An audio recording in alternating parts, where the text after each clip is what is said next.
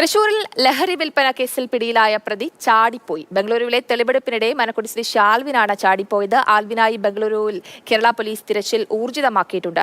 കൂടുതൽ വിവരങ്ങളുമായി ശ്യാം പ്രസാദ് ഉത്തമൻ ചേരുന്നുണ്ട്. ശ്യാം, ഇപ്പോൾ ഒരു പ്രതി ചാടിപ്പോയിരിക്കുകയാണ്. മനക്കൊടി സ്വദേശി ആൽവിനാണ് ചാടിപ്പോയത്. എന്താണ് സംഭവിച്ചത്?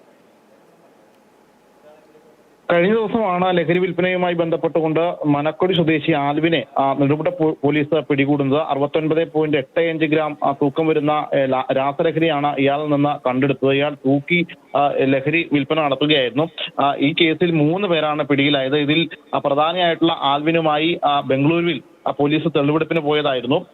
മുറിയെടുത്ത് താമസിക്കുന്നതിനിടയിലാണ് ഇന്നലെ രാത്രിയോടുകൂടി ഇയാൾ മുറിയിൽ നിന്നും കടന്നു കളഞ്ഞത്.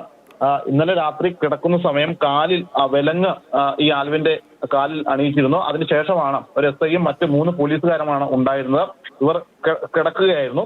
തുടർന്ന് ചെറിയൊരു ശബ്ദം കേട്ട് നോക്കിയപ്പോൾ ഈ വിലങ്ങ് അഴിച്ച് ആൽവിൻ ജനലിന് പുറത്തുകൂടെ പൈപ്പിലൂടെ ഊഴ്ന്നിറങ്ങുന്നതാണ് കാണുന്നത്. പിന്നീട് ഇയാൾ രക്ഷപ്പെടുകയായിരുന്നു. ഇയാൾക്ക് വേണ്ടിയിട്ടുള്ള എന്തായാലും ഇയാൾക്കായി പോലീസ് അന്വേഷണം ഊർജിതമാക്കിയിട്ടുണ്ട്, തിരച്ചിൽ ഊർജിതമാക്കിയിട്ടുണ്ട്. ഇയാളെ എത്രയും പെട്ടെന്ന് പിടികൂടുമെന്ന് തന്നെയാണ് അന്വേഷണ സംഘം പറയുന്നത്.